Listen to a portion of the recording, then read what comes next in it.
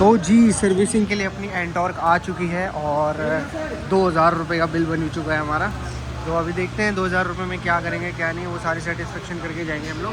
और फिलहाल के लिए हमने सर्विस के लिए दे दिया क्योंकि बिल्कुल ही जो है इशू आ रहा था इसके अंदर, इस वजह से।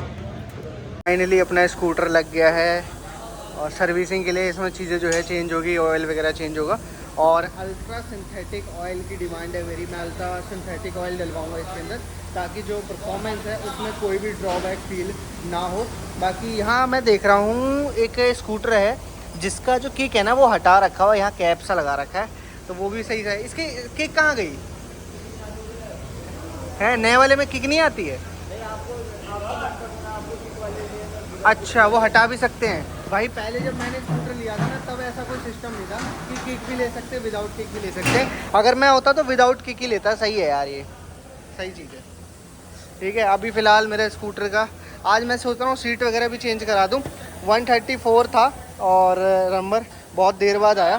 और एक चीज़ और अच्छी है इनकी कि भाई ये ड्राई सर्विस करते हैं, यानी कि मतलब पानी वेस्ट नहीं करते। तो इन लोगों ने ना मतलब 2 लाख लीटर पानी ना बचाते हैं ये लोग, मतलब पर मंथ 2 लाख लीटर पानी को जो है ये बचत करते हैं, जिससे ये फ़ायदा हो जाता है कि जो हमारे अर्थ पे इतना ज़्यादा प्रॉब्लम आ रहा है वाटर का, वो मतलब ज़्यादा फेस करने को नहीं मिलता। मतलब कहीं ना कहीं हर महीने 2 लाख लीटर पानी टीवीएस वाले बचा रहे हैं एक सर्विस सेंटर वॉशिंग के लिए। तो ये लोग ड्राई वॉश कर रहे हैं, मतलब काफ़ी अच्छा ये प्रोसेस मुझे लगा। बाकी ये है जी स्कूटर, बहुत ज़्यादा गंदी हो रखी है, देख रहे हो। बाकी सर्विस वगैरह शुरू हो जाती है। अल्ट्रा सिंथेटिक ऑयल की जो है डिमांड की है तो वो डल जाएगा इसमें। प्रॉब्लम आ रही है भैया इसमें? भैया हाँ, कलर शू खराब हो गया। ये क्लच शू जो है ना ये पूरी ख़राब हो गया है, देख रहे हो, पूरा घिस गया है। इसका गोली होता है रूलर। ये गोली भी एक साइड से फ्लैट हो गया, गोल होता है ये पूरा, यहाँ से फ्लैट हो गए, ये भी ख़राब हो गए बस। हाँ, बाकी ये जो है ना ये सिस्टम ये ठीक है, ये ठीक है ना। और बेल्ट भी ठीक है मेरी। और ये देखो फिल्टर का क्या हाल हो चुका है इसका, हाँ पूरा चौक हो रखा है। इस वजह से मेरी गाड़ी माइलेज नहीं दे रही थी, पिकअप नहीं दे रही थी और बंद हो जा रही थी बार बार। अब ये बैरिंग भी ख़राब है, बैरिंग भी चेंज होगा। भाई मोटा खर्चा आ जाएगा आज मोटा खर्चा, ठीक है, लेकिन कराना ज़रूरी है यार। पूरा हमारी साथी यही है, सफ़र की साथी, पूरा करवाना ज़रूरी है, नहीं भैया?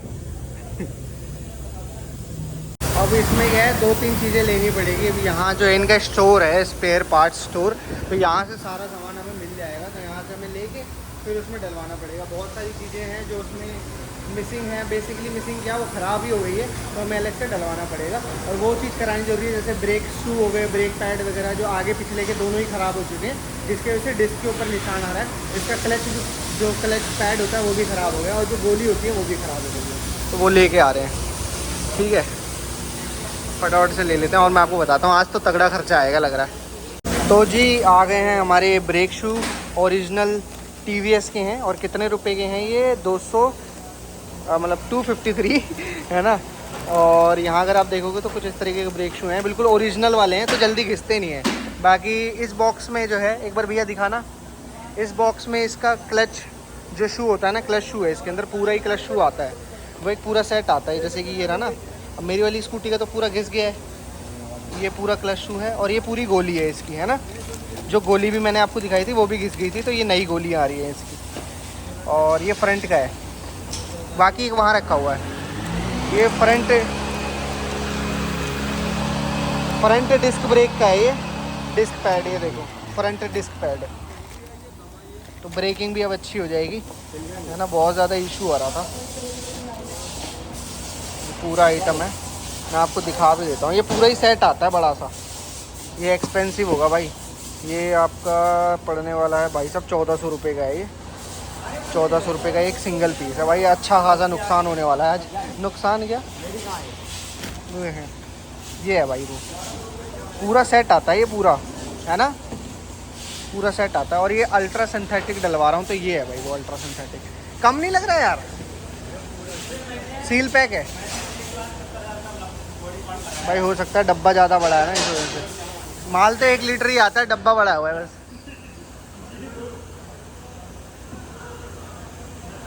हाँ, ये सील पैक ही है, बस डब्बा ही बड़ा है 1 लीटर ही। तो भाई ये अल्ट्रा सिंथेटिक देखा, true force synthetic ultra smooth biking, ये ओरिजिनल टीवीएस वालों का ही है। सही है भाई, मेरे को ये अलग से डलवाना था भाई। 800 रुपये का है ये पूरा। और ये है जी टोटल बॉडी क्लीनिंग। ये भी लेने क्या हम? ये हमारा नहीं है ना। हाँ 1 2 3 4 5 आइटम ले रहे हैं। और 1 2 और क्या है? और 2-3 आइटम है। ये अपना ये किस चीज़ के काम में आता है? ये इंजन ऑयल के अंदर होता है। इंजन और पेट्रोल वाले में डलता है। हाँ। पेट्रोल वाला कौन सा है? ये वाला पेट्रोल वाला। ये पेट्रोल वाला इंजन ऑयल वाला है, तो इससे परफॉर्मेंस अच्छी हो जाती है। और ये इंजन ऑयल तो है ही। बाकी ये डिस्क है, ये पीछे वाला आगे पिछला ब्रेक है, ये उसकी जो गोली होती है वो है। और इसके अंदर क्लच है पूरा, तो क्लच हमें चेंज कराना पड़ेगा भाई, क्योंकि क्लच जो है बिल्कुल ही घिस गया है, जिसकी वजह से पूरी परफॉर्मेंस में इशू आ रहा है। अब क्या है, हमें फ़िल्टर भी नया डलवाना पड़ेगा, क्योंकि फ़िल्टर इसका बिल्कुल ही ख़राब हो चुका है, बिल्कुल चौक जिसे कहते हैं ना। अब उसकी वजह से मेरे को माइलेज का इशू आ रहा था, पावर फिगर्स वगैरह अच्छे नहीं हो रहे थे, तो बिल्कुल एकदम डिम चल रही थी। अब वो जो है इशू ख़त्म हो जाएगा। और एक चीज़ और रह रही है, बैरिंग और लेके आनी है नीचे से, तो वो बैरिंग और ले आएंगे नीचे से। आज मुझे लग रहा है कि तगड़ा खर्चा आने वाला है एक छोटी सी स्कूटर के अंदर। मुझे लग रहा है बुलेट वाला खर्चा आने वाला है। अब 2000 तो मेरे को ऐसे ही बताया था एस्टिमेटेड प्राइस, लेकिन जब मैं देख रहा हूँ ना पार्ट्स के जितने भी वो चीज़ें, क्योंकि इसका जो क्लच है ना वही भाई 1400-1500 रुपये का क्लच है वो। अब वो क्लच नया डलेगा तभी जाके ना जो इसकी परफॉर्मेंस में इन्हेंस आएगा। और करना ज़रूरी है भाई, नहीं तो आगे चल के इससे भी ज़्यादा मोटा खर्चा आ जाएगा।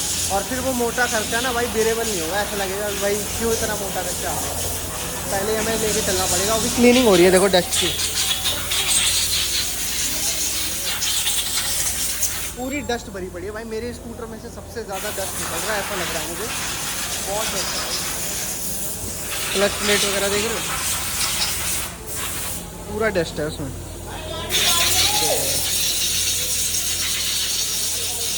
भाई अभी जो है चीज़ें देखी जा रही है। अभी क्या है, मेरे को टायर भी चेंज कराना है, तो वो टायर का एक बार मैं देख लेता हूँ कितना एस्टिमेट बैठ रहा है, क्योंकि अगर एस्टिमेट सही से बैठा नहीं ना तो भाई आज टायर इस बार नहीं हो पाएगा। नेक्स्ट टाइम ही टायर करेंगे, या तो आफ्टर मार्केट ही कर लेंगे, क्योंकि शोरूम में थोड़ा सा एक्सपेंसिव है इस टायर का, वो देख लेंगे। बाकी सर्विस तो करानी है भाई। फ़ायदा होता है जब भी आप सर्विस सेंटर आते हैं, तो कुछ ना कुछ जो चीज़ें छोटी मोटी चीज़ें भी होती है ना, तो जितने भी सर्विस वाले होते हैं, जो सर्विस वाला कर रहा होता है, वो चीज़ें चेंज ही कर देता है, जिसकी वजह से आपकी जो व्हीकल है उसकी लाइफ काफ़ी अच्छी खासी इंप्रूव हो जाती है। तो भाई सर्विस सेंटर में ही सर्विस करानी चाहिए आप लोगों को। और भाई मेरा ये एक्सपीरियंस है, क्योंकि इससे पहले जो है मेरी एंटॉर्क को ना मैं मतलब सर्विस सेंटर पे ही कराता था जब नहीं थी। अब जैसे थोड़ी सी पुरानी हो गई ना, तो मैंने बाहर सोचा, मैं चलो बाहर करा लेते हैं, लेकिन भाई नुकसान होता है उसमें बहुत ज़्यादा।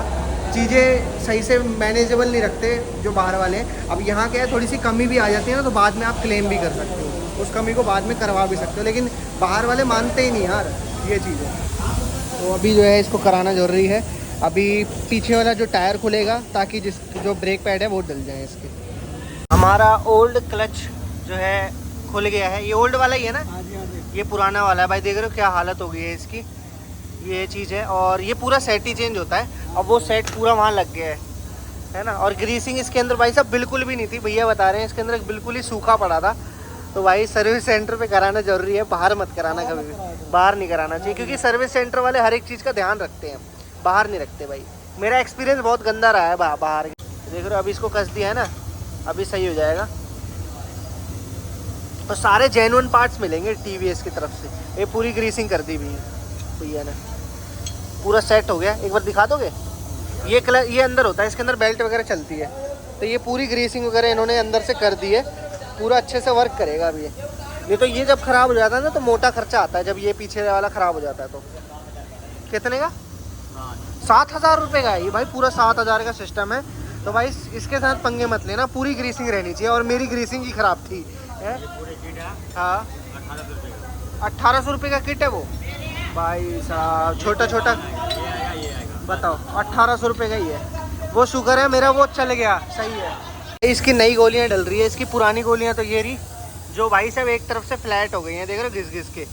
और नई गोलियां इसमें ग्रीसिंग के साथ डल रही है, जिसकी वजह से ये सही रहेगा हमारा और अच्छे से वर्क करेगा। देख रहे हो पूरा लग रहा है, पूरी ग्रीसिंग कर रहे हैं देखो।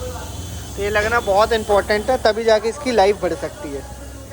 तो जी फिट हो चुका है हमारा क्लच। अब बारी है इसके ब्रेक की और फ्रंट ब्रेक की।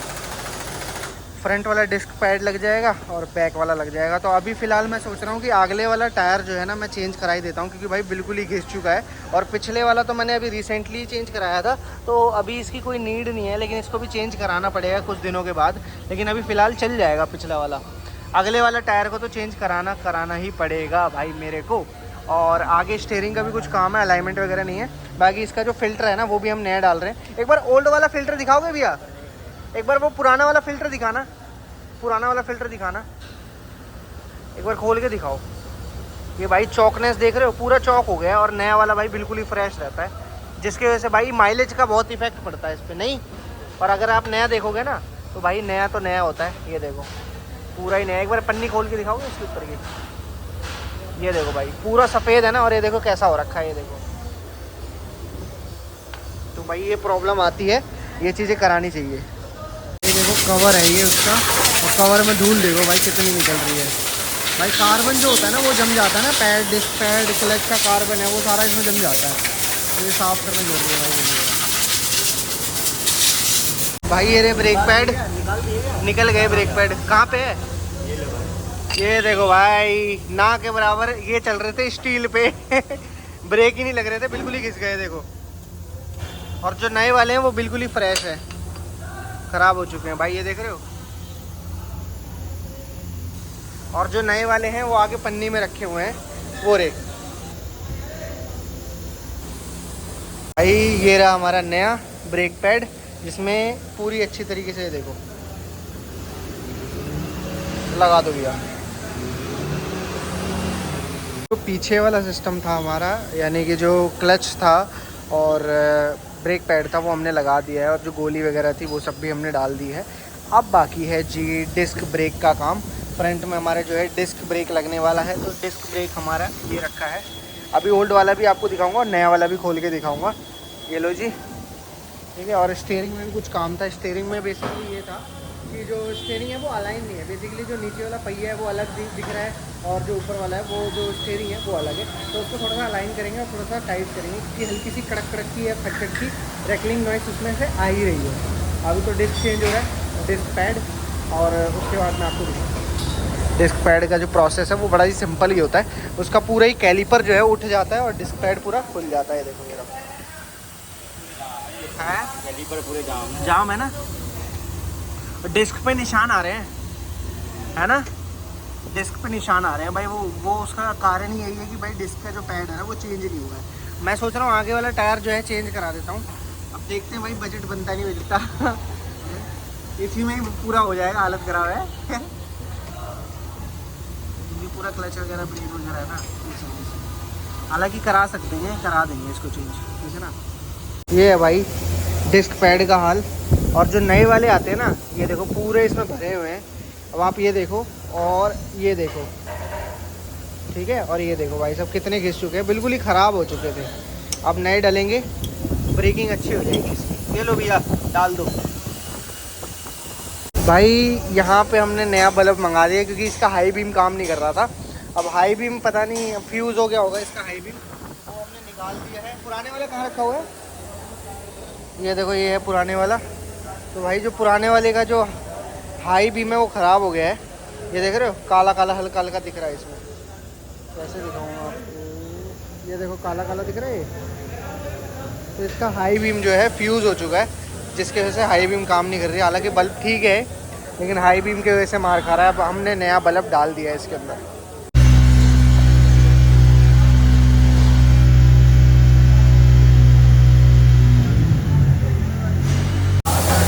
ये जी भाई इंजन ऑयल हमारा। और जो निकला है वो दिखाओगे कितना गाढ़ा निकला है वो? ये देखो भाई पूरा ही ब्लैक हो रखा है, ये पूरा मोटा हो गया था है। अब ये डालेंगे इसमें, इससे क्या फ़ायदा होगा? इंजन का साउंड जो है ना बनाता है, साउंड कम कर देगा। जितना भी इंजन में साउंड आ रहा है हाँ, सब खत्म हो जाता है। तो भाई ये कह रहे हैं साउंड जो आता है ना इंजन से वो सब खत्म हो जाएगा। अब ये 1 लीटर का पूरा डब्बा आता है, ये थोड़ा सा इसमें बचता है। पूरा 800 ग्राम के आसपास आता है ना इसमें। 800 ग्राम आता है ना इसमें, डलता है 900 ml डलता है। 900 ml डलता है, 900 ml के आसपास डलता है इसके अंदर, और 900 डलता है, 100 ml रह जाता है। अब इसके अंदर डल जाएगा पूरा। तो ये जी पेट्रोल टैंक के अंदर डल गया ये, एक पेट्रोल के लिए था और एक इंजन ऑयल के लिए था, तो दोनों ही अब जो है डल चुके हैं। गाड़ी का क्लच का काम हो गया है, ब्रेक का काम हो गया है, लाइट डल गई है नई, और ब्रेक्स वगैरह तो हमारे नए डल ही गए थे। साथ ही साथ जो ये पोर्शन है भाई साहब, चिली फ्लेक्स इसमें पड़े हुए हैं डोमिनोज का देखो इसे, और इसका टैपिड नट थोड़ा सा टाइट कर देना यार, ये बंद है।